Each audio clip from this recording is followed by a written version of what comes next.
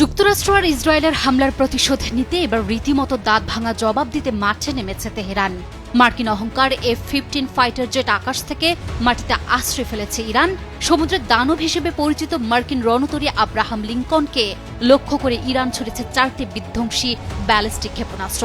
Iran উন্মোচন করেছে তাদের গোপন মিসাইল সিটি, যার প্রতিটি ক্ষেপণাস্ত্র যেন শত্রুর বুকে কাঁপন ধরানো এক একটি বজ্রপাত।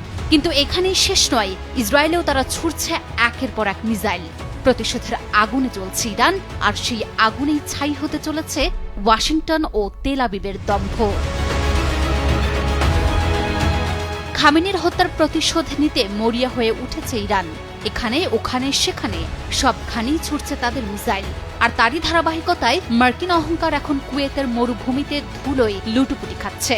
ইরান একটি মার্কিন F-15 যুদ্ধবিমান গুলি করে ভূপাতিত করেছে।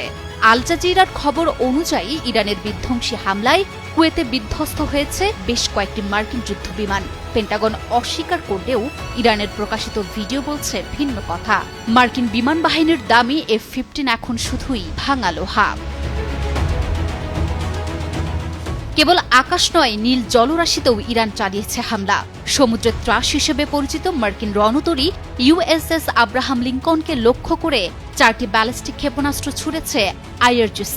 তাদের দাবি, আগুনের গোলার ঝাপটায় টিকতে না পেরে রণতরীটি আরব সাগর ছেড়ে পালাতে বাধ্য হয়েছে।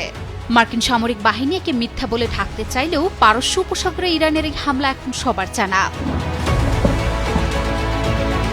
শুধু তাই নয়, ইরাকের বাগদাদ ও এরবিল বিমানবন্দরে মার্কিন ঘাঁটিগুলোতে ড্রোন হামলায় বিধ্বংসী বিস্ফোরণ ঘটেছে। তাছাড়াও এই যুদ্ধে প্রথমবারের মতো মার্কিন সেনাদের মৃত্যুর খবর এসেছে।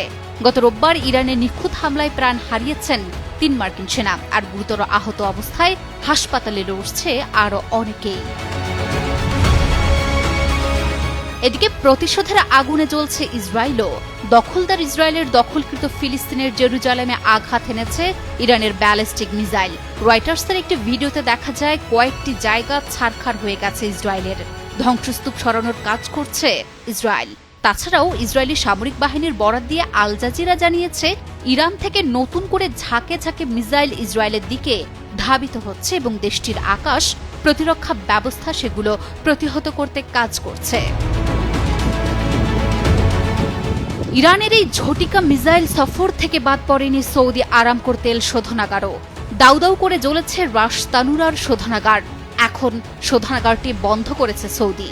অন্যদিকে সমুদ্রপৃষ্ঠের 500 মিটার গভীরে ইরানের গোপন মিসাইল সিটি এখন শত্রুপক্ষের জন্য এক জীবন্ত আতঙ্ক।